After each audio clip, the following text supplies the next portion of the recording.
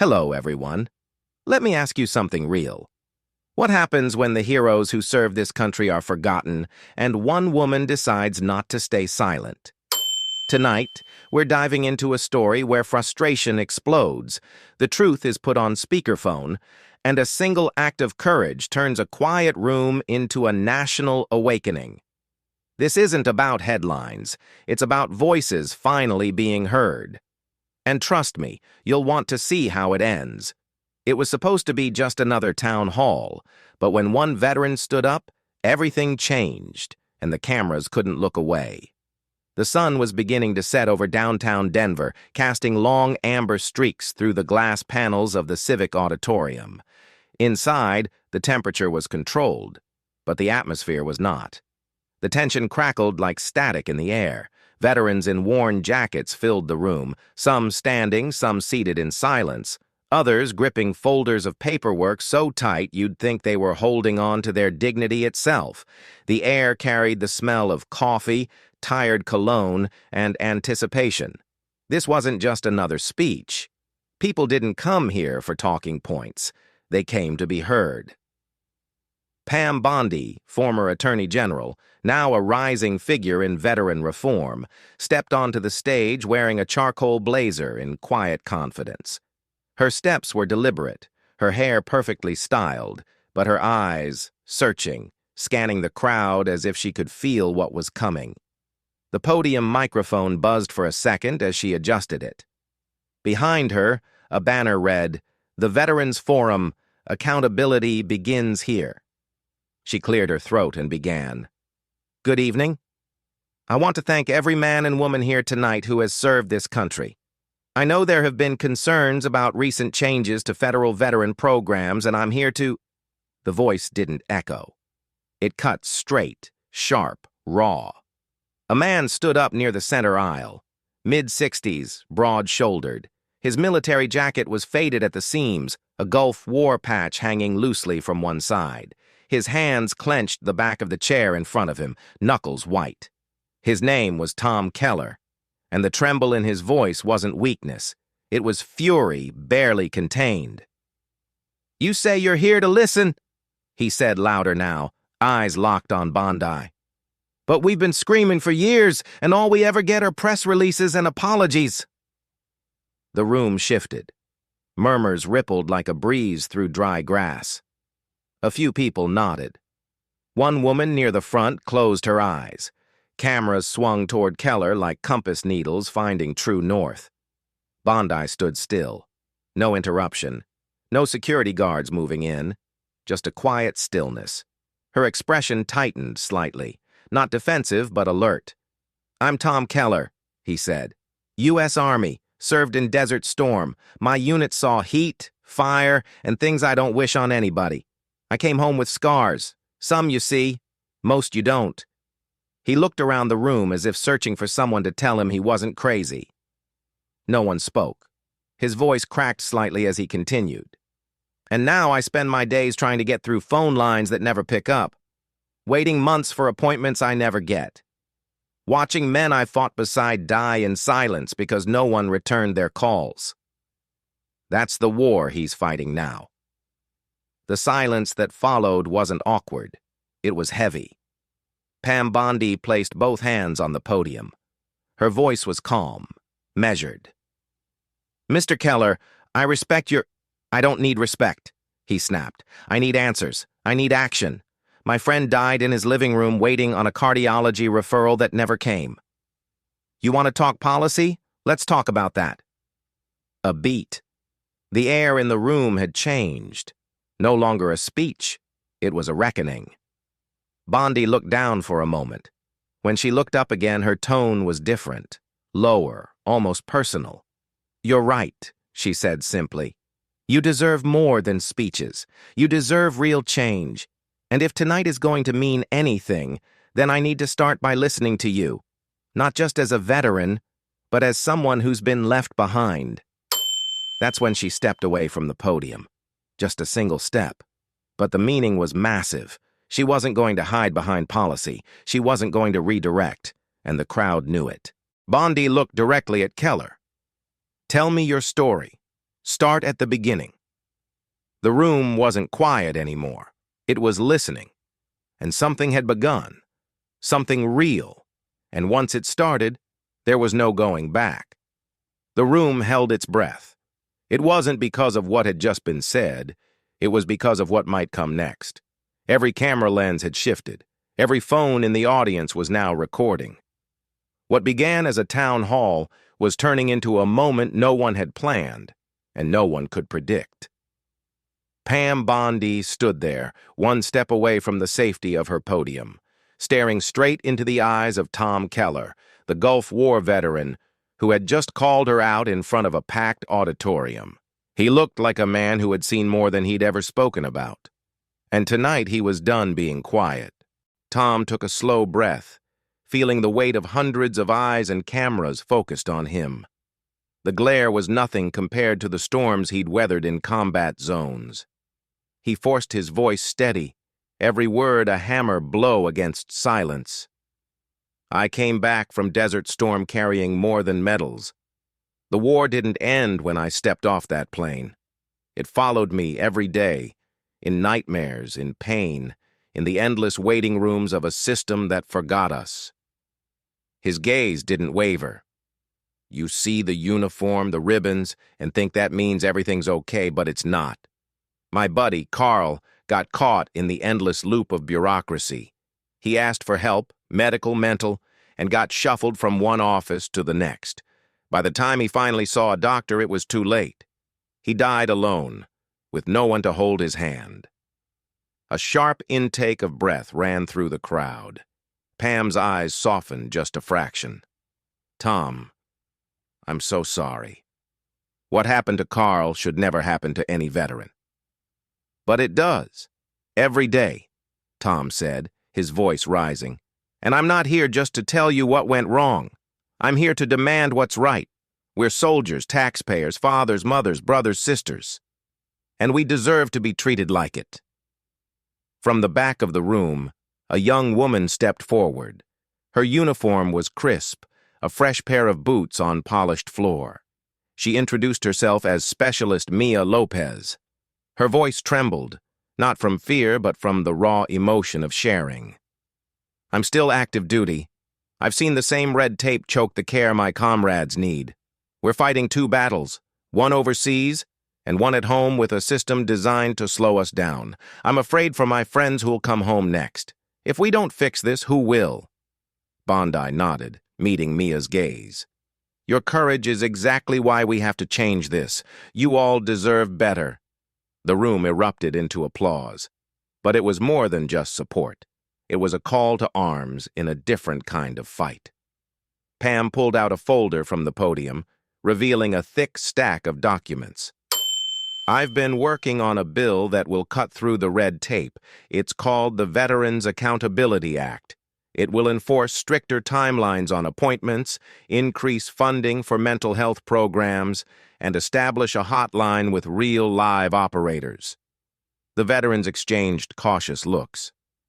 Promises have been made before, Tom said quietly. Pam nodded. I know, and that's why I'm here tonight. To not just promise, but to listen, to be accountable. I'm asking you to hold me to it. There was a pause. Then, a grizzled Vietnam veteran at the front cleared his throat. We've heard this song before, young lady. What makes this time different? Pam's eyes locked onto his. Because this isn't just a campaign for me. It's personal. My father served. I grew up seeing the cost of war at home. This bill has bipartisan support, and more importantly, I'm making a public commitment to every veteran here. If this bill doesn't deliver, I will step down. Murmurs filled the auditorium. Tom's expression shifted. He looked toward Pam, a flicker of hope mixed with hardened skepticism. That's a start. Suddenly, a loud beep interrupted the moment.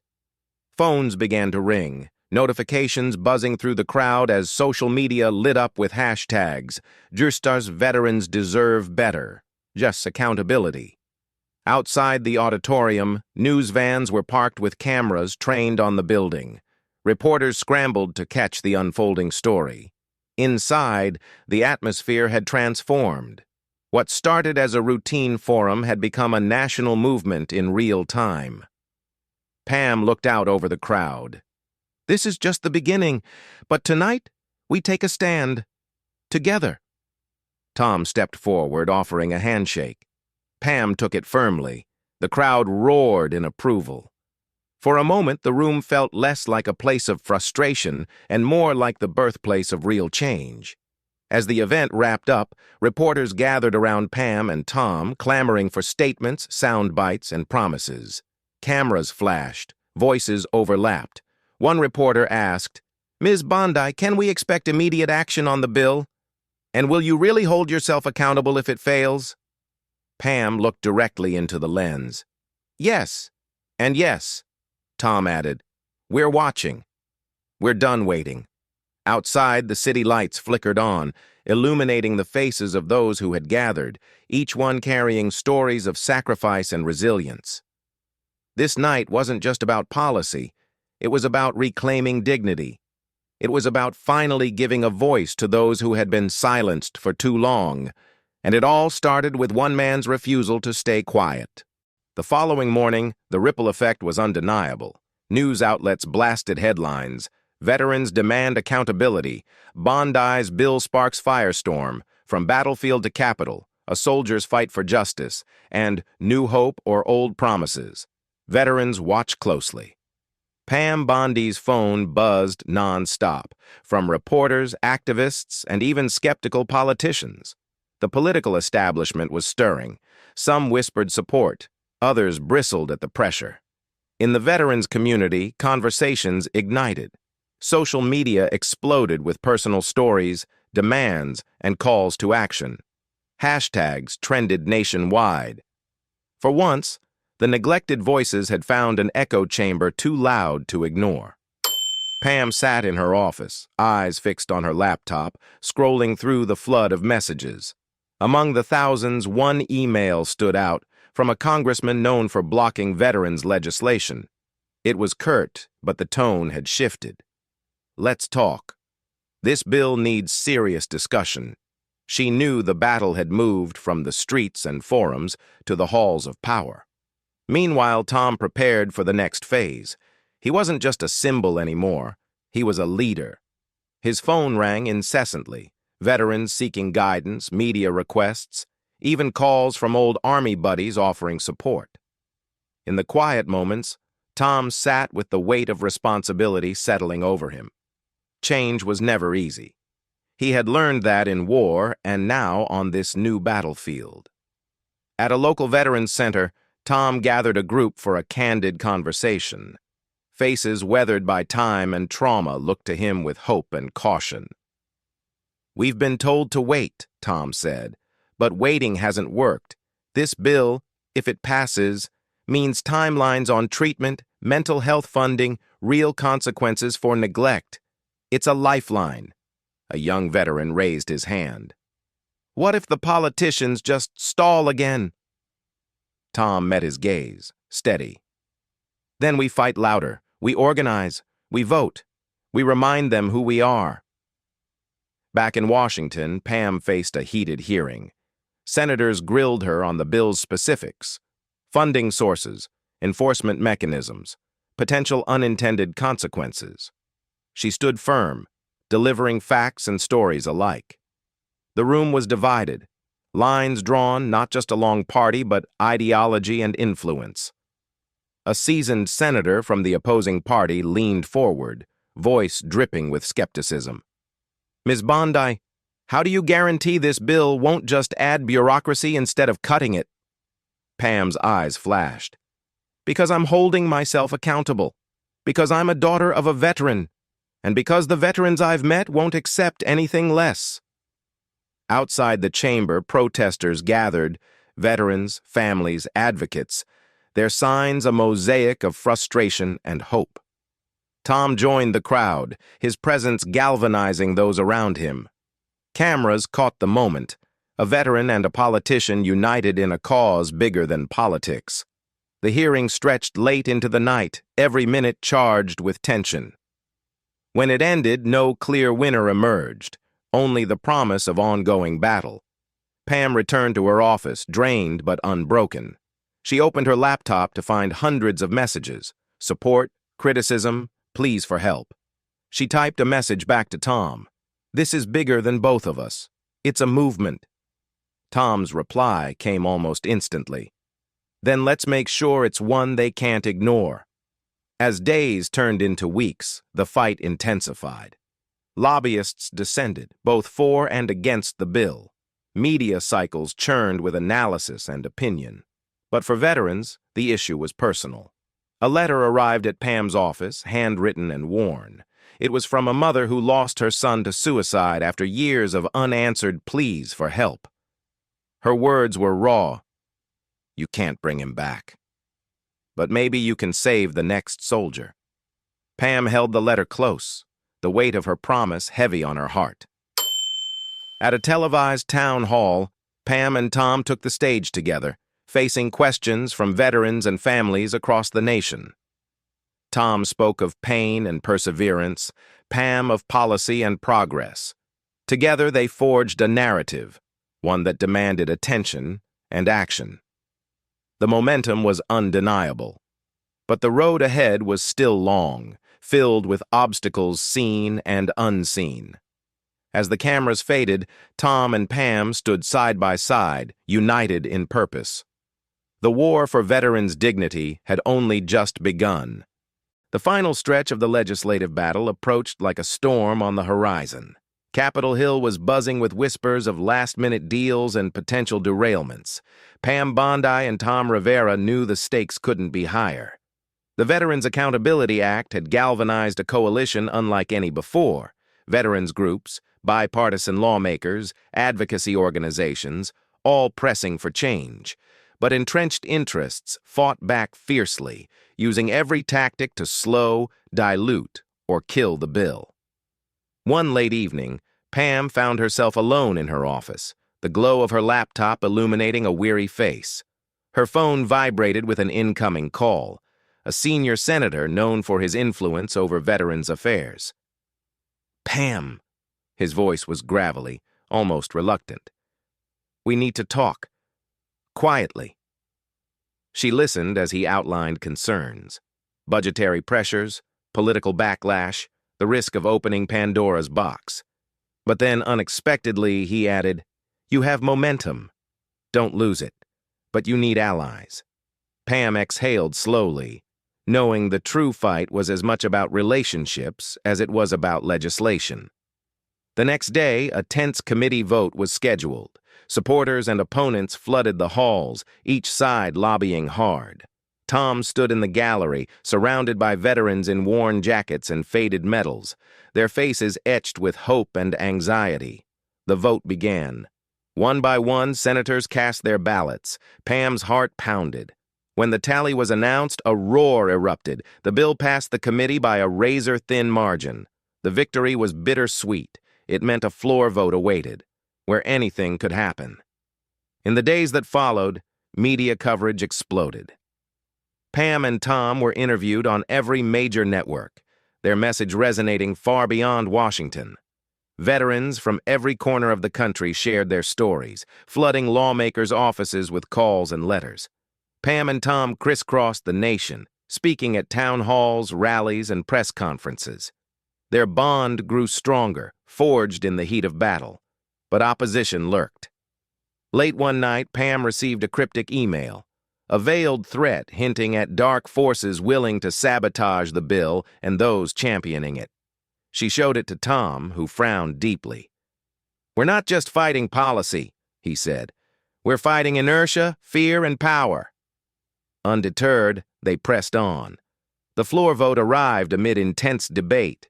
Senators delivered impassioned speeches, some recounting their own military service, others warning of unintended consequences. Pam stood at the podium for her final plea, voice steady but fierce. "This bill is not perfect," she admitted, "but it's a step toward justice. Our veterans deserve more than empty promises. They deserve action." The chamber fell silent. When the vote was called, the room held its breath. One by one, senators voted. And then, the result, the Veterans Accountability Act passed. Cheers erupted. Tom's eyes welled with tears. Pam allowed herself a small, tired smile. But the real victory was beyond the vote. It was the shift in national consciousness, the recognition that veterans' lives mattered. Months later, as the bill took effect, Tom walked through a veterans clinic newly staffed and funded under the new law. He saw healing faces, heard laughter where once there was silence. And in a quiet moment, he thought of the journey, the pain, the fight, the hope. Pam called him that evening. "We did it," she said simply. "No," Tom replied. "They did it. We just helped light the way." The war for veterans' dignity was far from over, but a new chapter had begun, one written by those who refused to be forgotten.